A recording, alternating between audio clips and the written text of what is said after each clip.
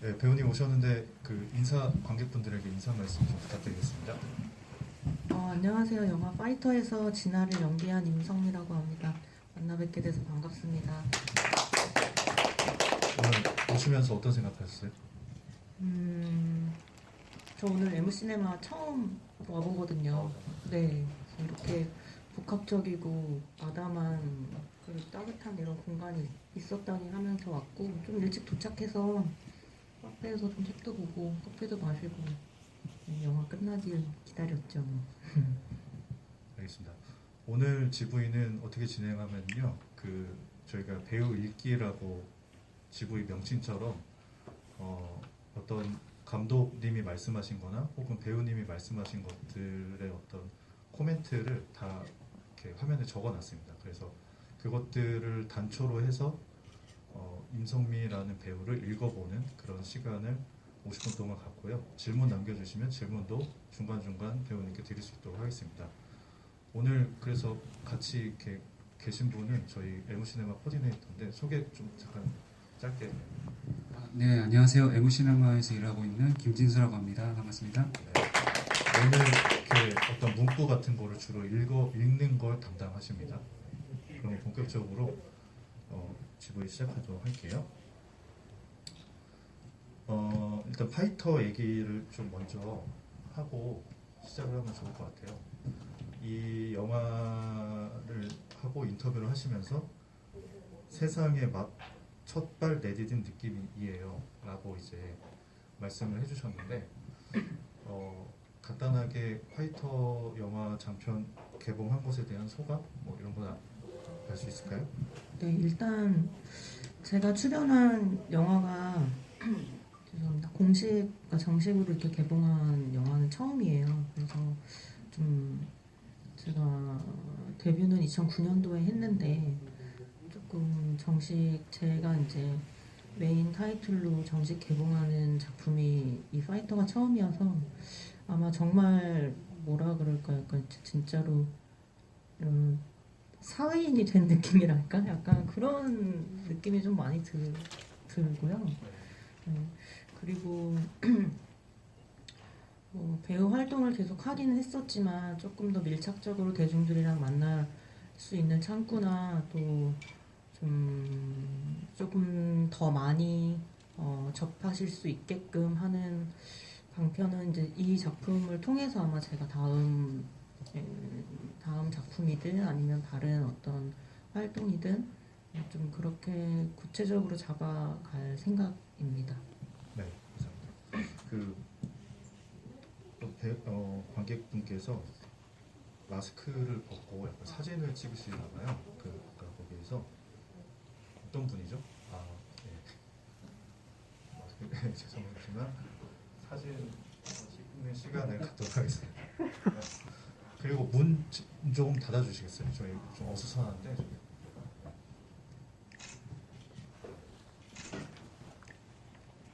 쓸게요. 네, 마스크를 벗고 사진을 찍었습니다. 네. 그리고 제가 이렇게 그 사회 그러니까 첫 사회인이 된 듯한 느낌. 근데 그 전에도 작품 많이 하시고 방송도 하셨는데 특별하게 그런 이유가 물론 이제 장편이기도 하지만 다른 지점은 있었을까요? 그런 표면적인 거 말고. 다른 지점이라고 한다면 일단은 어떻게 보면 노출 빈도수가 가장 많은 작품이고 또 영화를 보시다 보면 배우를 볼 수밖에 없는 영화이고 그렇다 보니 관객분들이 어떻게 봐주실지 또 어떤 피드백을 해주실지에 대한 어떤 기대감이랄까? 네, 그런 것도 있었고 또 앞으로 이제 제가 배우 생활을 해 나가는 데 있어서 좀 부족한 부분 혹은 더 채워 나가야 될 부분 조금은 뭘 덜어내고 뭘 다시 담아야 되는지에 대한 부분들을 좀 그런 부분들을 좀 평가받을 수 있다고 생각이 들었어요. 그래서 그런 의미에서 조금 사회인으로서 약간 첫 발을 내딛은 그런 기분이 아닐까라는 생각을 해봤습니다. 네. 좀 달라진 게 있나요? 그닥 그렇게 제 생활에서의 달라진 면은 크게 없고요. 다만 이제 조금 제가 생각의 방향성이 조금 잡힌 건 뭐냐면 조금 더 그러니까 저는 사실 이런 시간들이 되게 재밌고 또 작품을 통해서 인사드리는 게 되게 이렇게 물론 이 작품이 뭐 엄청 흥행을 할지 안 할지는 모르겠지만 일단 그 자체가 저는 되게 뿌듯하거든요. 그래서 이런 활동을 계속해서 활발히 하고 또 많은 플랫폼이나 혹은 더 많은 관객분들을 만날 수 있으려면 어떻게 해야 될까라는 생각이 조금 좀 요즘에 좀 많이 드는 것 같아요. 네. 잘 들었습니다. 다음 말로 넘어갈까요? 네, 그 코디님 읽어주셔야죠. 낮잠을 자다가 전화를 받았다. 네, 이게 무슨 말일까요? 이거는 제가 시나리오를 처음 이제 접하게 된 경로인데요. 제가 이제 컨디션 유지를 위해서 낮잠을 조금 자요. 근데 이거는 이제 제가 이제 예전에 이제 그 회사에 소속돼 있을 때 소속사에서 이제 한 통의 전화를 받고 이제 대본을 이제 파이터라는 시나리오를 이제 접하게 된 경로인데요.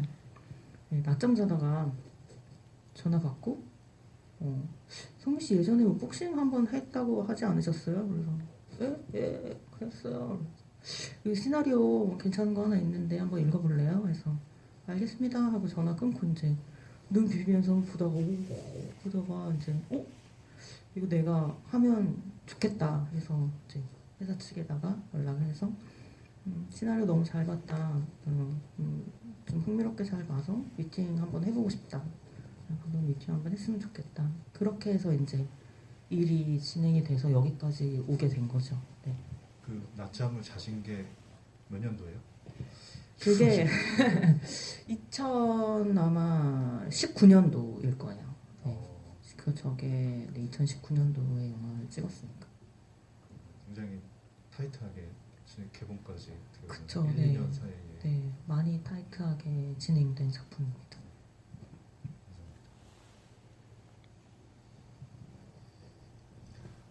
말투도 단단했고 뭔가 해낼 것 같은 인상이더라. 고집이 느껴지는 분위기도 마음에 들었다. 네, 이거는 어떻게 보면 미팅 후에 감독님께서 말씀을 해주신 것 같은데 미팅 이렇게 처음 이제 시나리오 읽으신 상태로 만나신 거잖아요. 네. 그래서 감독님하고 어떤 얘기 주로 나눴고 어떤 걸 중요하게 생각하게 좀 임하게 됐는지 뭐 그런 거 있었을까요? 생각보다 미팅 시간은 많이 짧았고요. 한 30분도 안 됐던 것 같은데 한 20-30분 정도 얘기를 나눴고 처음에는 이제 그냥 서로 선호하는 영화라던가 이렇게 그냥 이렇게 처음 만나면서 그냥 누구나 주고받을 수 있는 그냥 안부 정도 나누고 그 다음에 저는 이제 사실 시나리오를 읽고 간 상태였고 제가 어떤 역할을 해야 될지 아는 상황에서 간 거였으니까 내심 준비를 안 할 수는 없었는데 근데 감독님 만나면서 이렇게 오디션이라는 생각은 전혀 들지 않아가지고 제가 그냥 이 작품을 어떻게 읽었는지에 대한 감상 정도 얘기했던 것 같고 그리고 한 10여 분 정도 있다가 감독님이 이거 작품 이제 그러니까 언제 들어가긴 해야 될 거고 그러니까 이게 어떤 게 그 정해진 그 시간들이 좀 있었어요. 구체적이진 않더라도 이 시기 때쯤에는 우리가 영화를 찍어야 되고 이때까지는 마무리를 해야 된다라고 하는 어떤 큼지막한 그 계획이 있었기 때문에 그 정도 감독님이 설명을 해주시고 그 안에 준비해야 될 것이 뭐냐 이 임무를 성미 씨가 만약에 한다면 그래서 당연히 복싱 트레이닝 받아야 되고 언어 트레이닝 받아야 될 것 같다. 그래서 그러면 그거는 이제 감독님 이제 제작사 측에서 이제 준비를 할 테니 같이 해보지 않겠냐. 그래서 알겠습니다 하고 이제 그 다음 날부터 이제 쭉쭉쭉 일이 진행이 됐는데요. 아마 감독님이 저한테 받았던 첫 인상이셨을 거예요. 그냥 좀 네, 그랬을 거예요. 그래서 어느 인터뷰에서 아마 저런 말씀하셨다고 이제 저는 들었는데 워낙 감독님이랑 저랑 시간도 너무 바빴고 또 서로에 대한 뭐 사실 서로에 대해서 잘 안다고 해서 작품이 잘 나오는 건 아니잖아요. 모른다고 해서 또 작품이 못 나오는 건 아니고. 근데 그런 걸 전혀 이렇게 사담이나 여담이나 뭐 그런 걸 나눌 시간도 별로 없었고, 그리고 그런 어떤 관계가 그렇게 크게 저는 그렇게 생각을 했는데 감독님도 그런 생각이 저랑 비슷하셨던 것 같아요. 그래서 그런 어떤 뭐 사적인 관계들이 일을 할 때 있어서 100% 작용한다고 생각하지는 않거든요. 그냥 그런 것들이 좀 서로가 일을 대하는 태도들이 조금씩 그게 좀 잘 맞았던 것 같아요. 그래서 서로 뭐 어색하거나 뭐 세 번째 만나는 날 그러니까 크랭크인 들어갔거든요. 근데 전혀 뭐 그런 어색하거나 낯설거나 뭐 그런 거 없이 정말 이렇게 착착착 밀착이 돼서 이렇게 찍어 나갔던 것 같아서 저도 굉장히 만족도가 매우 높은 작업이었던 것 같아요. 네. 이게 프로덕션 기간 짧고 뭔가 계획적이신 것 같아요, 감독님께서. 그러신 것 같아요. 근데 전혀 계획성을 드러내지 않으시고 뭔가 이렇게 되게 유연하고 되게 부드럽게 현장을 이렇게 진행을 시키시더라고요. 되게 차분하고 뭔가 이렇게 문제가 일어나도 그냥 딱 순서대로 이렇게 차근차근 정리해 나가시는 모습을 보고 이제 더 맡기게 됐죠. 더 맡길 수 있게 됐죠. 더 편안하게 저도 이제 현장에서 내가 이렇게 조금 더 편안하게 좀 놀듯이 즐기듯이 이제 가도 되겠다. 날 이렇게 안전하게 가이드를 해주시겠다라는 생각들이 촬영하면서 계속해서 더 그게 불어났던 것 같아요. 그런 마음들이. 다음은 현장에 대한 얘기 같은데요. 살아 숨쉬는 그림을 그려가는 기분이더라. 네. 그 말은 제가 한 말인데요. 제가 어느 인터뷰에서 한 말인데요. 이게 워낙 그 프로덕션 기간이 짧고 해서 두 가지 감독님이랑 합의를 하고 넘어간 게 있는데 하나는 이제 콘티 없이 찍겠다고 한 거 하나랑 그 다음에 촬영 중간에 모니터링을 하지 않겠다. 그 두 가지는 감독님이랑 이제 서로 합의를 하고 이제 현장에 들어갔었거든요. 근데 배우 입장에서는 사실 조금 불안하죠. 왜냐면 가끔 가다 모니터링도 한 번씩 해야 되고 하면 좋고 하면 이제 조금 더 섬세하게 뭔가 표현할 수 있을 거리들을 찾아나갈 수 있으니까. 그리고 콘티 같은 경우는 미리 이제 어느 정도 이렇게 앵글을 찍을 것이다 하고 하면 이제 액션이나 연기의 톤이나 뭐 그런 어떤 에너지의 크기나 이런 것들을 조금씩 미리 대비해서 준비할 수 있으니까 배우 입장에서는 조금 안정적인 장치이긴 한데 그 부분들을 이제 빼고 이제 가겠다라고 감독님이 이제 딱 못을 박으신 거죠. 그래서 저렇게 자신 있게 얘기하는 감독님이면 뭔가 본인이 생각하기에 가고자 하는 어떤 그림이 분명히 있으니까 나한테 그렇게 딱 아주 명확하게 얘기를 하셨거든요. 그래서 그 부분은 전혀 의심 없이 그냥 오케이 했고 그렇다면 나는 촬영 가기 전에 어떤 걸 준비해야 될까라는 생각을 하면서 이제 좀 그림 그리듯이 그 장면이나 어떤 지나가 처한 상황이나 그런 것들을 좀 약간 넓은 의미에서 약간 이제 가스케치 하듯이 왜 미술 할 때 그렇게 가스케치 하잖아요. 풍경화 같은 걸 이렇게 그릴 때.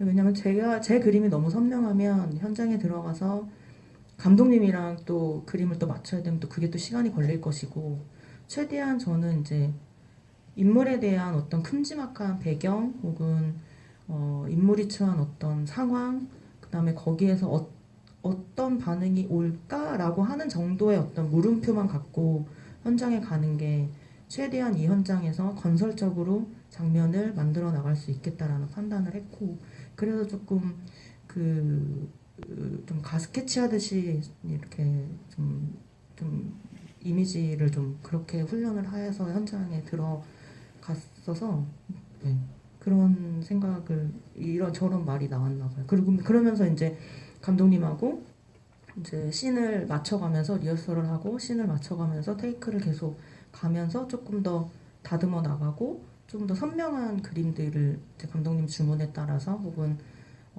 제가 하는 연기에 이제 확신을 조금씩 가지면서 이제 더 선명하게 서로 서로의 그림을 이렇게 완성시켜 나갔던 것 같아요. 그런 좀 촬영을 하면서 그림을 그리면서 좀 만족도가 높았던 씬이 있었나요? 되게 많아요. 왜냐면 거의 다 같이 만들어나간 씬이었기 때문에 콘티가 아예 없는 상황에서 이제 모두가 시나리오를 보고 이제 들어왔으니 상황은 다 알고 거기 안에서 이제 미리 이제 제가 그려놓은 어떤 큼지막한 그림을 러프하게 보여드리면 감독님은 이제 거기에서 방향이나 어떤 뭐 제스처라든지 그런 부분들을 조금 더 이제 찝어주시고 저도 이제 해 나가면서 이제 좀 더 밀착되고 확신된 부분들은 이제 그냥 아예 믿고 그냥 쭉쭉 그냥 해버렸기 때문에 그런 장면들은 정말 많은데 예를 들면 한 가지만 꼽자면은 뭐 그 시합에 지고 이제 어머니가 진아 라카룸으로 들어와서 이제 막 혼자 진아가 막 씩씩대면서 막 마우스피스 빼고 막 물 먹고 하는 씬들 만들 때 그때도 되게 밀도 있게 만든 씬이거든요. 그래서 그러니까 공간도 너무 협소해서 카메라가 들어가서 그 구도 잡는 것도 꽤 어려웠는데 거기에서 또 예, 협업의 힘이 좀 발현이 됐던 것 같아요. 예. 그렇죠. 영화를 보면 여러 장면들이 그렇게 폰티가 없는 상황에서 좀 상상으로 현장에서 만들어졌을 것 같은데, 근데 배우님 오늘 처음 뵀는데 말씀을 굉장히 잘하시네요. 이게 약간 무슨 강의 듣는 것처럼 마치 저희가 이 자료를 10분 전에 완성을 해서 보여드리지 않았거든요. 근데 이제 단초로 된 말 보자마자 마치 무슨 자판기처럼 멘트 자판기처럼 대답을 잘 해주셔서 저희가 오늘 네, 되게 밀도 있는 시간이 될 것 같고요. 네, 배우님이 긴장을 하셨는지 이렇게 앞만 보고 지금 이야기하시는 거 보니까 뭐 앞만 보고 얘기해도 되죠. 네. 코디님은 뒤만 보세요. 넘어갔습니다. 네. 이미 충분히 흡수되었으니 흘러가도록 내버려두면 된다. 이게 대본집에 임성미 배우님이 네네. 남긴 메모라고 합니다. 이거는 네네. 어디서 따온 말인가요? 그냥 제 생각이에요.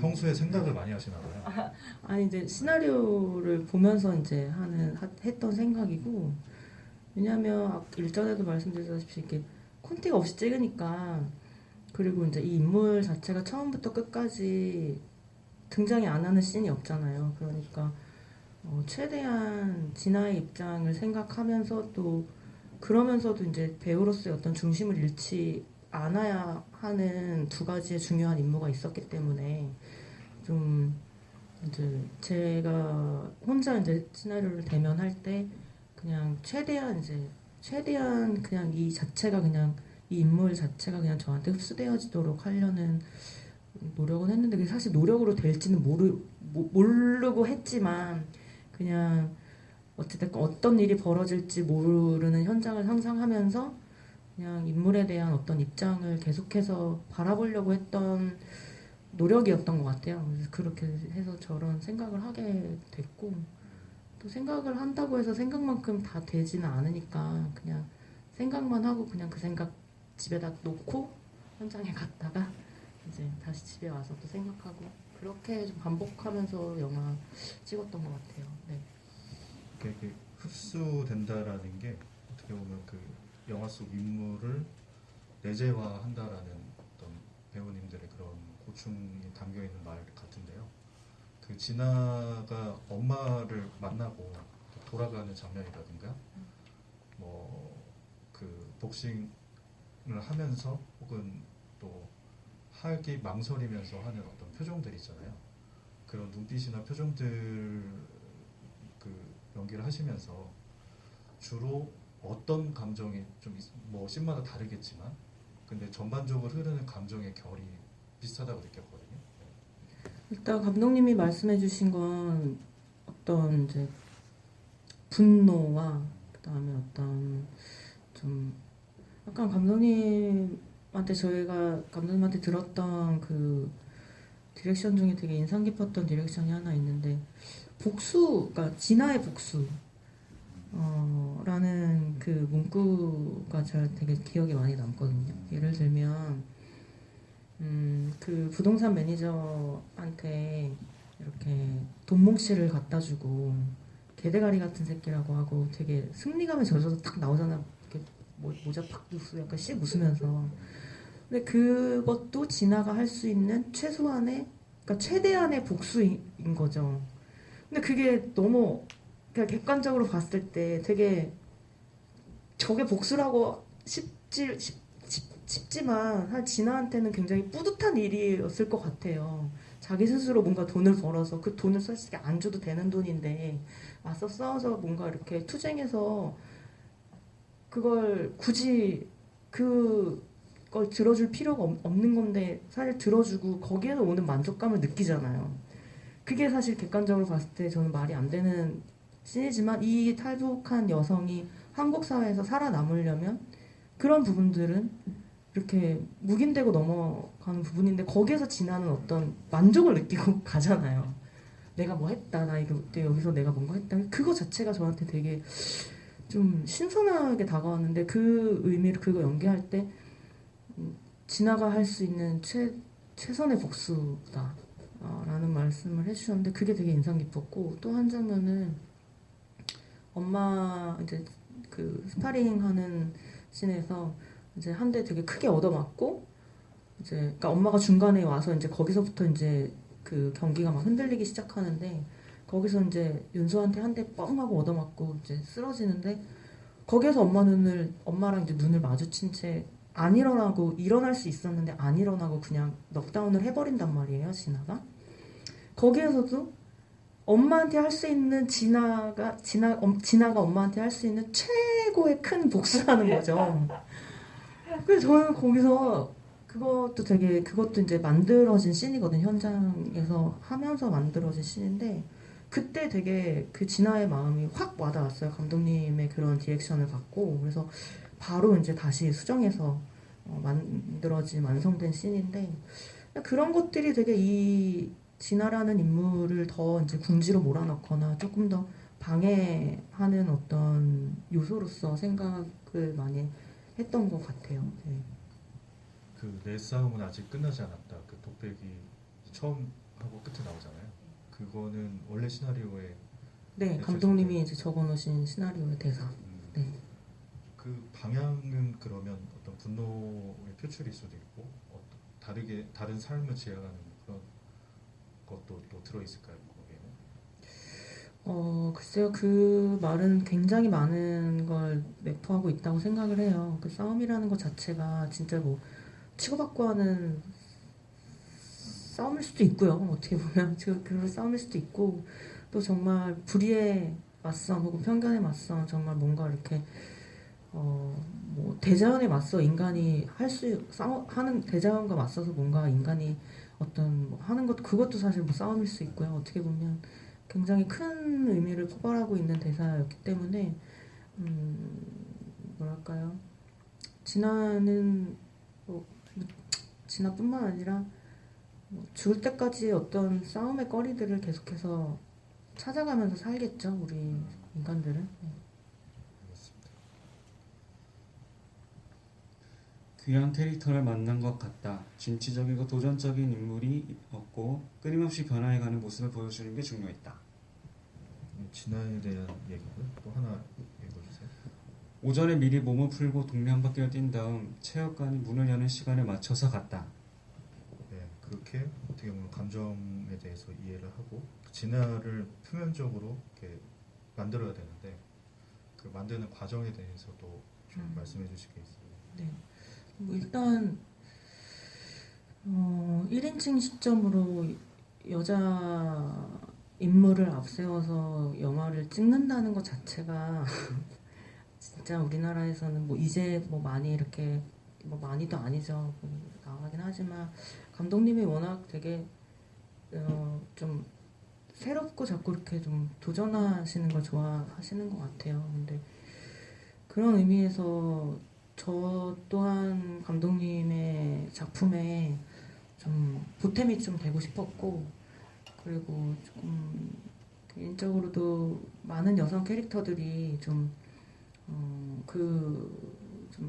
영화로나마 영화나 드라마나 뭐 연극으로나마 좀 많이 이렇게 좀 나와야 조금씩 어떤 변화의 물꼬를 좀 틀 수 있다라고 생각을 해요.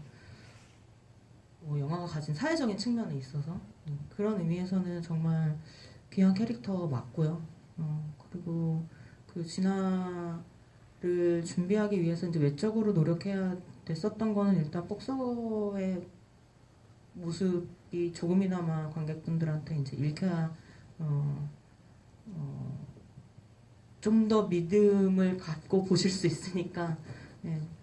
한 달하고 한 반 정도는 그냥 체육인으로 살았던 것 같아요. 아침에 예, 몸 풀고 체육관 가서 2시간 운동하고 나머지 뭐 개인 운동하고 그러고 이제 저녁엔 또 자고 그렇게 해서 좀 컨디션을 만들었던 것 같아요. 네.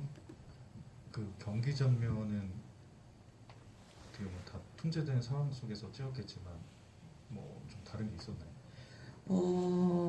그 윤서랑 시합하는 장면은 정말 스파링 했고요. 진아 씨랑 아니 그 윤서랑 합을 맞추거나 그런 합을 거. 맞춰도 봤어요. 네. 그 여러 번 맞춰도 봤는데 그게 도저히 그 시합 한다는 그 느낌도 나지도 않고 또 이렇게 합을 맞춘다 그래서 이렇게 완전히 완벽하게 맞춰지지 않는 이상은 좀 너무 어설프게 경기를 진행한다는 게 너무 여실히 드러났기 때문에 그냥 대신에 짧고 굵게 그리고 서로가 이제 다치지 않을 만한 선에서 이제 진짜 그냥 경기하듯이 한번 찍었고 그리고 나머지들은 조금 이제 카메라 앵글이나 또 뭐라 그래야 되지? 좀 끊어서 갔던 부분들도 많이 있고요. 그게 이제 아마 좀 감독님께서 이제 뭐 다큐멘터리 촬영하는 좀 기법을 조금 이제 활용을 하시고 카메라 앵글이 조금 좀 역동적으로 좀 그렇게 찍어서 좀 그건 약간 기술적인 부분에 도움을 좀 많이 받아서 찍었고 네. 나머지 이제 제가 이제 윤서는 이제 진짜로 직업 배우니까 다치면 안 되잖아요 서로 그러니까 그런 부분들은 이제 최대한 조심해서 찍고 이제 나머지 선수분들이랑 제가 이제 스파링하는 부분이 있어요. 그런 부분들도 그냥 했어요. 근데 이제 전문 선수들이니까 안 다치게 이제 절 리드를 해주시면서 이제 찍었죠. 네.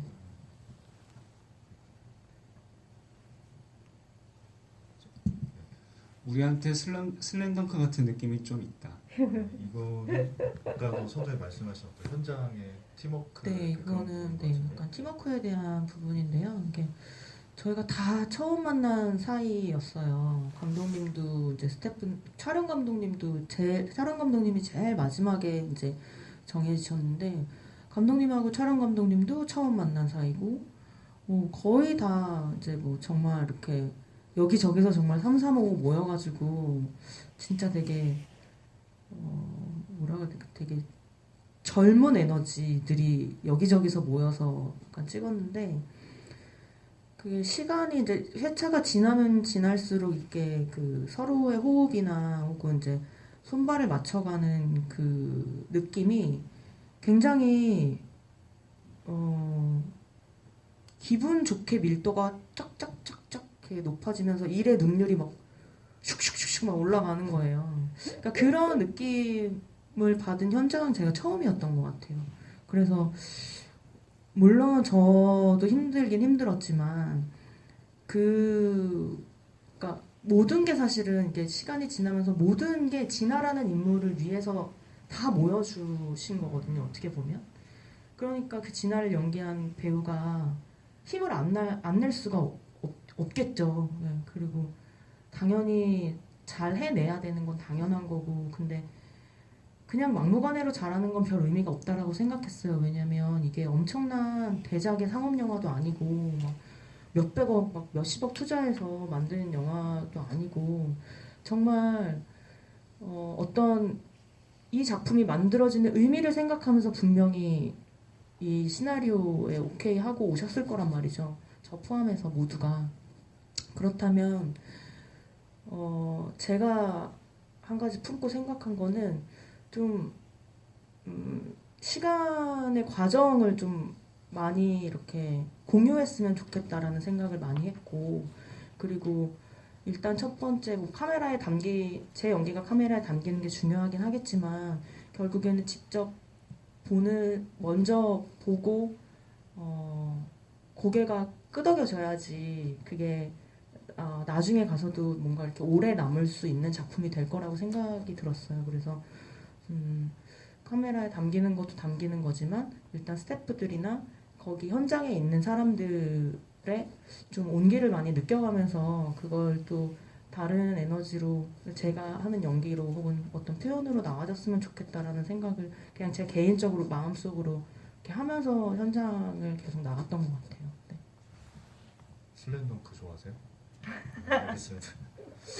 네. 그래서 이제 여기까지 파이터에 대한 얘기를 좀 나눴는데요. 어떤 영화에서 느껴지는 어떤 에너지나 그런 것들이 사실 어떤 영화 현장에서 기박된 그런 영화였다는 걸 알 수 있었고요. 본격적으로 이제 시작인데요. 이제 임성미 배우에 대해서 알아보는 그런 시간을 갖도록 하겠습니다. 그래서 프로필 이렇게 써놨는데 이름은 임성미 실명인가요? 이게 그러니까 지금은 가명인데요. 어, 실명이긴 실명이고, 그러니까 제가 2019년도에 개명을 했는데요. 아, 그게 그냥 법적으로 그냥 개인적으로 법적으로만 바꾼 네임이어서 사실 호적상에는 저 이름은 아니에요. 근데 어릴 때부터 그러니까 원래 호적에 있던 이름은 맞아요. 근데 지금은 가명이죠. 네. 그렇군요. 이름 한번 여쭤봤는데 역사가 있었던 그리고 출생은 1980 몇 년 8월 8일이고요. 네. 그리고 데뷔는 단편 영화 복자 그리고 장편 영화로는 무려 마더로 하셨고 특기가 춤이라고 이렇게 적어놨는데 저희가 이렇게 조사하는 과정에서 제가 적은 게 아닌데 특기가 네. 춤이 돼버렸네요. 춤을 실제로 뭐 잘 추신다고 아, 들었는데 그런 거 뭐, 있나요? 잘 추는 건 아니고요. 네. 한 잠깐 네. 춤에 조금 빠져서 춤출 때가 있었습니다. 네. 그렇다고 합니다. 네. 그리고 특기는 아닙니다. 취미인 걸로 수상으로는 작년 부산국제영화제에서 올해의 배우상을 받았습니다. 이게 연기자로 받은 첫 네. 상인가요? 네. 첫상. 그렇죠. 작품으로는 뭐 여러 단편들이나 이런 것들은 수상이 좀 있었죠. 제가요? 그 출연했던 작품이 영화제에 초청이 되거나 혹은 네, 상을 그런 수상하거나 경우, 네, 그런 경우는 경우는 있었는데 상 받으셨을 때 어떠셨어요? 부산국제영화제에서요. 올해 아유. 무려 올해 배우상이 너무 좋았죠. 너무 좋고 물론 이제 코로나 때문에 좀 이렇게 실질적으로 그런 그렇죠. 체감은 잘 안 들었지만 왜냐면 이렇게 되게 막 원래 되게 엄청 화려하고 막 레드카펫 밟고 해야 되는데 저 레드카펫 못 밟았거든요. 그래서 그런 부분에 있어서는 좀 체감이 안 됐지만 그래도 그 수상을 했다는 것 자체는 굉장히 기쁘고 또 뭔가 이렇게 되게 그냥 뭐 상을 바라고 뭔가를 한 건 아니었지만 그래도 주시니까 받으니까 좋더라고요 기분은. 네.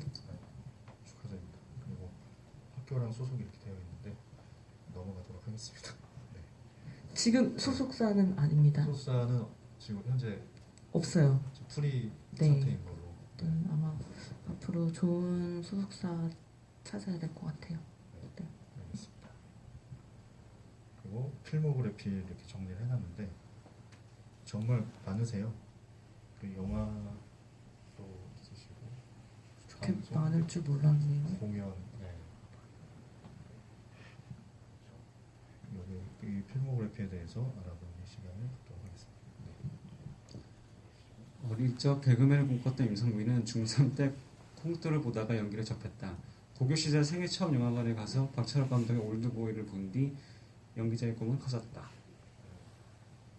김태현 기자, 동아일보 기자가 인터뷰한 것에 이제 취재된 내용이죠. 그래서 올드보이라는 영화를 보고 꿈을 꾸셨다고 했는데 어떤 면을 보고 이렇게 좀 제가 극장에서 본 첫 영화인데 저게 고등학교 때 개봉했었거든요. 몰래 가서 봤거든요.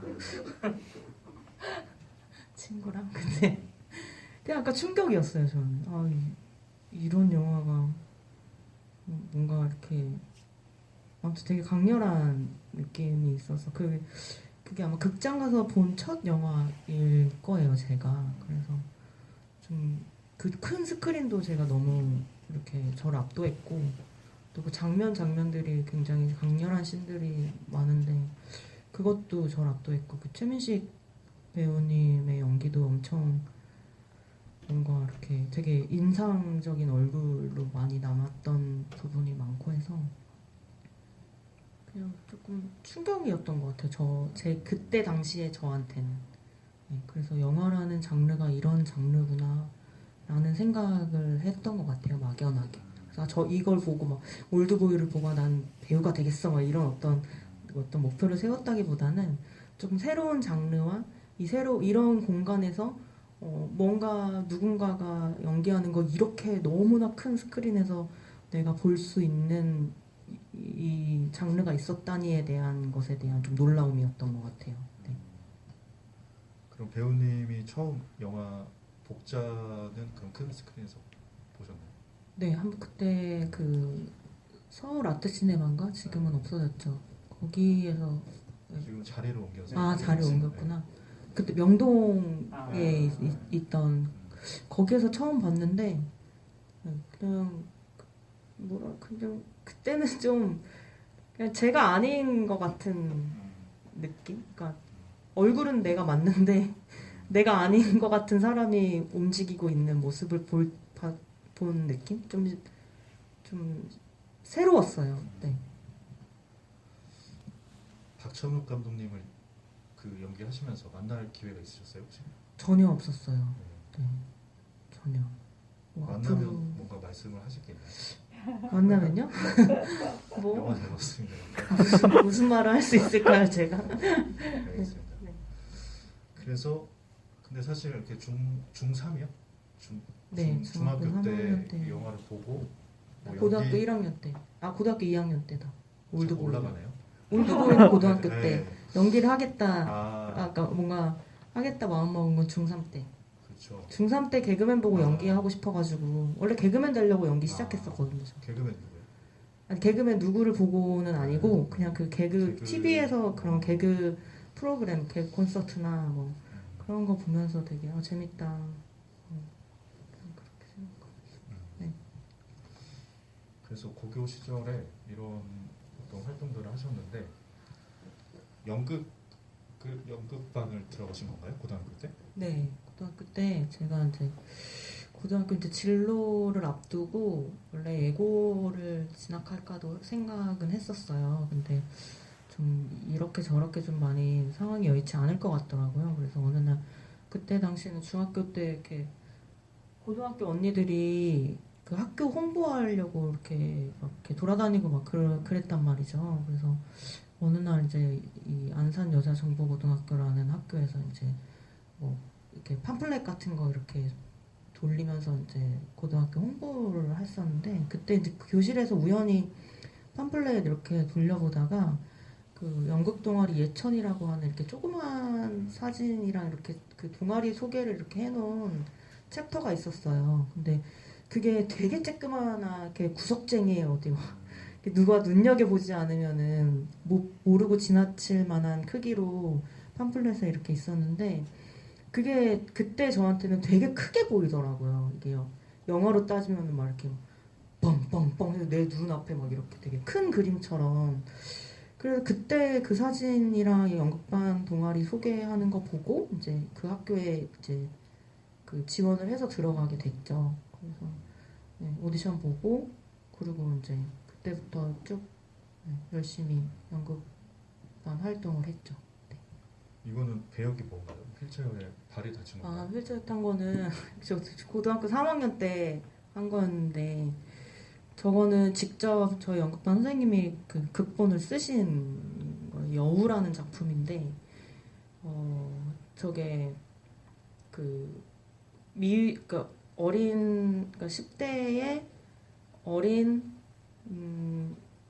아이가 이제 임신을 한 상태로 고아원이래 보건소에 이제 맡겨지게 되면서 그 보건소 선생님이랑 이제 옥신각신 이제 대화를 하면서 이 여자의 어떤 이 친구의 이제 어떤 그 인생사를 이제 돌아보는 그런 연극이었는데 저희 연극반이 꽤 이제 좀 체계적인 연극반이어서 1년에 한 작품을 해요. 그러니까 1년에 한 작품을 해서 이제 쭉 전국 연극제나 청소년 연극제나 뭐 어디 이렇게 연극제나 뭐 이렇게 올라가는 어떤 행사들이나 이제 그런 거를 이제 쭉 이렇게 돌고 그 다음에 이제 그러니까 저는 총 3작품을 한 거예요.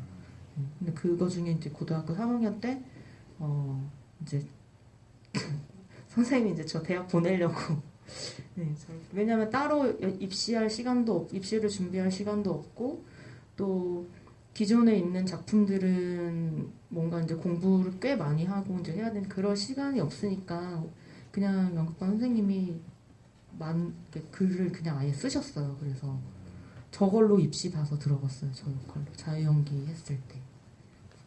연극반 선생님 잘 계시나요? 지금 잘 계세요. 저한테 은사님이죠. 정말 저 정말 진짜 핏덩이부터 정말 약간 키우신 분이라고 해도 과언이 아니죠. 저 빨간 머리 저 한번 좀. 아, 저거는 2학년 때 작품인데 저게 역신이라고 아세요? 그 처형랑 얘기 아시죠? 처형가. 네, 처형가. 저거 2학년 때는 저건 이제 사극 같은 사극이었는데 그 처형가를 모티브로 이제 연극을 만든 거예요. 그래서 거기에서 이제 처용의 이제 반대의 성향을 가진 그 처용의 부인을 탐하는 2학년 때까지 제가 남자 역할 맡았거든요. 저희가 여고여가지고 이런 얼굴은 1학년 때 여자 역할 못 맡아요. 그래서 2학년 때까지 남자 역할 했었는데 저게 약간 되게 파격적인 왜냐면 여자를 겁탈하고 막 마을에 막 그 온갖 창유와 막 마약을 뿌리고 막 온갖 악랄한 짓을 막 다 하면서 돌아다니는 그런 약간 악의 무리를 표상한 작품인데 저희 연극반 선생님이 그 홍대 시각 디자인 전공하신 분이었어가지고 미술이나 메이크업이나 이제 의상이나 뭐 이런 거에 되게 솜씨가 좋으신데 저거 일일이 다 1년 동안 일일이 다 분장 순수 다 해주신 거거든요. 근데 할 때마다 다르게 해주셔가지고 연극반 선생님 궁금하네요. 저 때 많이 피부가 상하지 않아요. 저 때부터 관리를 했었어야 됐는데 너무 몰라 페인트를 한 건 아니죠? 그런 건 아니고 이제 이렇게 전문 이제 분장 도구로 했는데 이런 과정을 거쳐서 그 연기 학과에 들어가서 네. 배우시다가 그 다음에 이제 단편을 만나신 거잖아요. 네. 옥자라는 작품이고요. 자, 보이면 그래서 네 코디님 뭐 하세요? 정희재 감독과는 이상하게 연이 닿는다. 괜히 생각도 많이 나고 복자가 나의 첫 영화라는 사실을 되새겨 보면 내 입장에서 감독님은 스크린 연기를 본격적으로 시작하게 된 계기를 마련해준 분이다. 영화를 시작한 후에 나름 알게 모르게 의지가 된 면도 있고 꼭 같은 작품을 하지 않더라도 동료 작업자로서 꾸준히 만나고 싶다는 생각을 해왔다. 이게 연극반 선생님이 계시다면 그 영화 인물은 네, 맞아요. 정희재 감독님인데 어떤 계기로 그 과정을 좀 계기는 이제 둘의 기억이 좀 다른데 정희재 감독의 기억이랑 저의 기억이랑 약간 다른데 정희재 감독은 그 제가 이제 저희 그 대학교 3학년 때 이제 공연 준비를 할 때 그때 뭐 잠깐 영상 찍어주는 아르바이트 하주로 이제 왔었대요. 거기서 이제 영상을 찍으면서 이제 제 연기를 보고 캐스팅을 해야겠다 생각을 했었대요. 근데 이제 저는 그건 전혀 기억이 안 나고 그냥 네, 어떻게 해서 이제 학교 작품이고 뭐 어떻게 해서 그냥 하게 됐는데 그때 당시에 둘 다 학생이었고 그 영화 그 영상원 중국 워크샵 작품이었어요. 근데 어떻게 찍었는지도 잘 모르겠어요. 솔직히 이게 그냥 했던 것 같은데 그게 이제 꽤 반응이 나쁘지 않았어서 서로 막 인터뷰 하러 갈 때 막 서로 카페에 막 1시간 일찍 가서 서로 질의응답 해주면서 막 어떻게 대답할지 막 이러면서 그런 시절을 같이 보낸 감독님이니까 되려 그러니까 우리 좀 뭐라 그럴까 약간 좀 그냥 나이도 같고 또 성별도 같고 또 같은 또 이런 업계에 있으니까 좀 아무래도 좀 안 만나고 작품을 안 하더라도 좀 이렇게 좀 안부를 묻게 되죠. 네, 잘 지내시죠? 잘 네, 있대요. 알겠습니다. 안부를 묻게 되네요. 그리고 나서 어떻게 보면 그 장편 데뷔를 이제 하시게 된 건데 마더라는 작품으로 이제 데뷔를 했습니다. 봉준호 감독님 좀 읽고 싶은데 안 되겠네요. 임성민 씨가 나랑 마더를 찍었어. 도준의 엄마가 혼자 사건을 추적하다가 변태폰 만드는 얼굴에 흉터 있는 여고생을 만났잖아. 그 버스 정류장 장면에서 흉터 여고생 옆에 있는 친구가 임성민 씨야. 얘 그런 거 진짜 잘해요 하는 고등학생. 임성민 씨 목소리 되게 매력 있는데 연기 잘해요. 아무것도 안 하는 척하면서. 네, 여기서 포인트는 아무것도 안 하는 척하면서 연기를 잘한다. 이제 마지막에 이제 말씀 주셨는데 오디션을 보신 거죠? 네, 오디션 봤고요. 마더는 솔직히 복자 덕에 하게 된 작품이라고 생각해요. 저는 왜냐면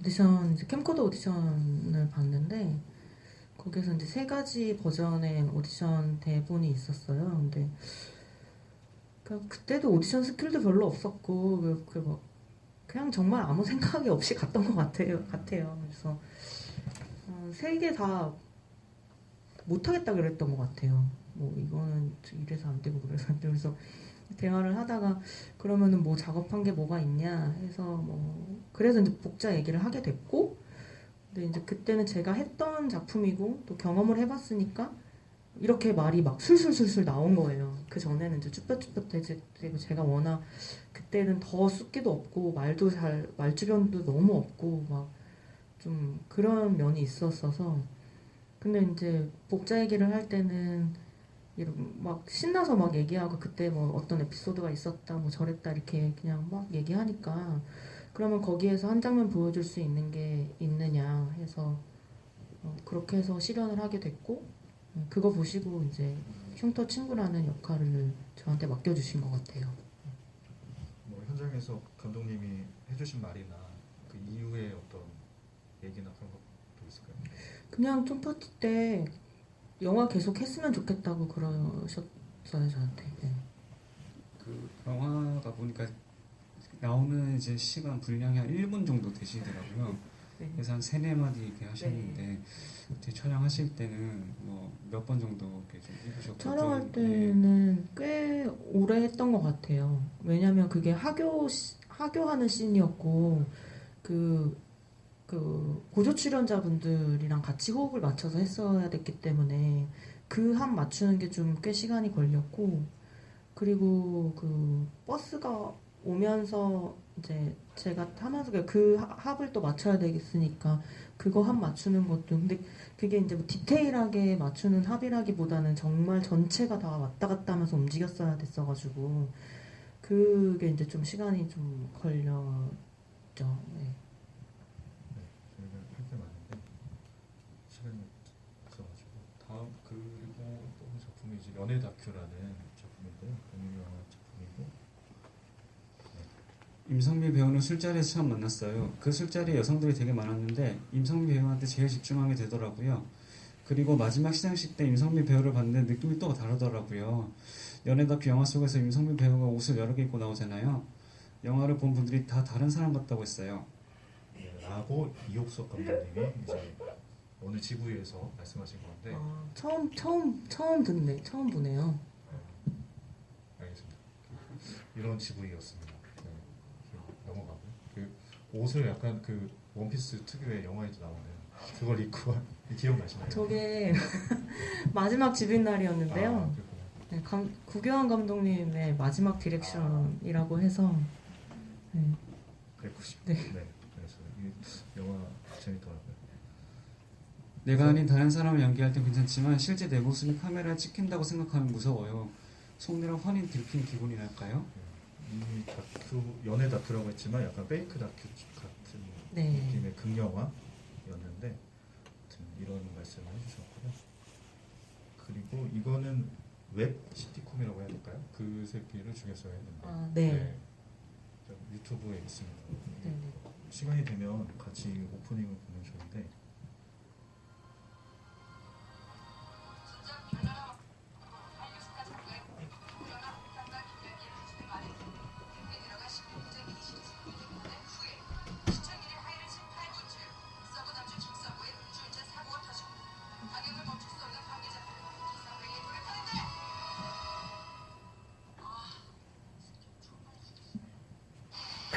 라고 시작하는 이제 오프닝 드라마고요. 그래서 코디님 어디 가셨네? 제가 읽어드리겠습니다. 늘 그런 것에 대한 갈망이 있죠. 다양한 여성 캐릭터들이 많이 나와서 굳이 남성 캐릭터가 하지 않아도 괜찮은 말들이나 연기. 저는 개인적으로 마스터 이병헌 씨 생나고 따라잡고 싶어요. 지아이조 액션도 하고 싶고요. 라고 어느 유튜브 채널에서 인터뷰를 하신 건데 어떤 갈망이 있으셨던 것 같아요. 이때 2018년 정도인데. 네, 그쵸. 왜냐면은 좀 근데 아마 저뿐만 아니라 네, 대한민국의 여자 그쵸. 배우분들은 아마 저 비롯해서 진짜 기존에 정말 기라성 같은 여자 배우분 선배님들도 아마 똑같다기보다는 비슷한 갈망이 있으실 거라고 네, 생각합니다. 파이터가 그 갈망을 조금이나마 채워주셨을 것 같고요. 액션 연기를 하셨으니까. 그리고 여섯 번째 키워드는 연예인이라고 잡아봤는데 이게 방송 드라마랑 뭐 연극 많이 나오셔서 영화 배우로 출발하셨지만 어떤 엔터테이너 혹은 연예인에 대한 정체성이 있으신가요? 뭐 1%라도? 아직은 조금 제가 찾기는 좀 어려운 것 같고요. 그 정도의 경험으로는. 근데 좀, 찾아 나갈 수 있는 지점이 있을 것 같기는 해요. 근데 거기에서 조금 균형감을 좀 잃지 않고 조금씩 좀 색이 조금 묻어나는 그런 배우가 됐으면 좋겠어요. 네. 그 일곱 번째는 인간 임성미라고 잡아봤는데 네 이게 인간 임성미는 어떤 사람인가요? 저요? 네 굉장히 좋은 진행이 무르듯이 흘러가고 있습니다. 물 흘러가죠? 네, 물 흘러가듯이 해서 읽어주시죠. 네. 함께 사는 고양이가 자다가 가끔 코를 건다. 종일 뭐가 그리 피곤했는지 그 소리에 잠을 깰 때 왠지 모르게 행복하다. 라고 어느 인터뷰에서 하셨는데 약간 이런 말씀이 임성미 배우님을 나타내는 게 아닌가라고 생각했는데 어떠신가요? 네, 그땐 그랬는데 이제 요즘은 살짝 좀 소원해졌어요. 저희 고양이랑. 그러니까 좀 네, 코를 안 골아요 이제 저희 고양이. 코를 골아야 이제 왠지 코 골면 그 고양이의 존재감이 느껴지는데 고양이들이 워낙 이렇게 조용조용하게 혼자서 지내는 성향의 동물들이라 좀 저한테 존재감을 나타내줬으면 좋겠는데 요즘엔 통 본인을 드러내지 않더라고요. 이 저희가 준비를 하면서 사전 미팅에서 이 자리를 통해서 어떤 배우로 인식되고 싶으냐고 질문했는데 친근한 배우라고 말씀하셨어요. 그건 어떤 의미일까요? 조금 그러니까 작품에서는 뭐 제가 뭐 친근한 작품이 아닌 걸로 인사를 드릴 수도 있기 때문에 근데 이제 좀 배우로서는 조금 인간적인 면모가 조금 더 많이 표현이 됐으면 좋겠고 뭐 그게 뭐 표현한다고 해서 표현이 되는 건 아니겠죠. 진짜 실제로 그렇게 삶을 바라봐야 되고 그렇게 뭔가 살아나가야 될 것 같은데 조금 이런 이렇게 배우라는 직업이나 혹은 이렇게 뭔가 이렇게 배우로 칭하자면 제가 생각할 때는 그렇게 특별하거나 그렇게 주목을 받을 만한 직업은 아니라고 생각이 들거든요. 그게 어쩔 수 없다기보다는 그런 위치에 있는 건 맞아요. 어떠한 특수한 순간에는. 그런데 그것 또한 그냥 배우들의 임무 중에 하나, 배우가 해야 될 일 중에 하나인 거지. 배우이기 때문에 뭔가 내가 조명을 받거나 주목을 받는 건 아니라고 생각이 들거든요. 그래서 조금 뭐 어떻게 들리실지 모르겠지만 이제 시작하는 신인 배우가 너무 포부 있게 말씀드리는 것 같아서 조금 좀 부담이라기보다 조금 어색하기도 한데요. 그냥 제가 늘 갖고 있었던 생각들이었던 것 같아요. 배우를 시작하겠다고 마음 먹고 정말 이 일을 내 업으로 삼아야겠다라고 결심을 한 순간부터 좀 그런 생각들을 좀 꾸준히 해왔던 것 같아요. 저는. 네. 코디님? 나도 죽기 전에 필모그래피에 저런 작품을 남기고 싶다. 그래 사랑을 하려면 저렇게 해야지. 마음이 급해져. 요 말씀하실 때 어떤 작품 언급하시는지 아세요? 남과 여 여전히 찬란한이라는 영화인데요. 좀 그냥 모든 배우들이 멜로를 꿈꾸죠. 근데 저도 마찬가지이긴 하지만 좀 정말 진짜 사랑 이야기, 그냥 사랑을 표현하는 이야기보다 정말 사랑을 담은 이야기를 죽기 전에는 제 필모에 남기고 죽고 싶은 생각이 있어요.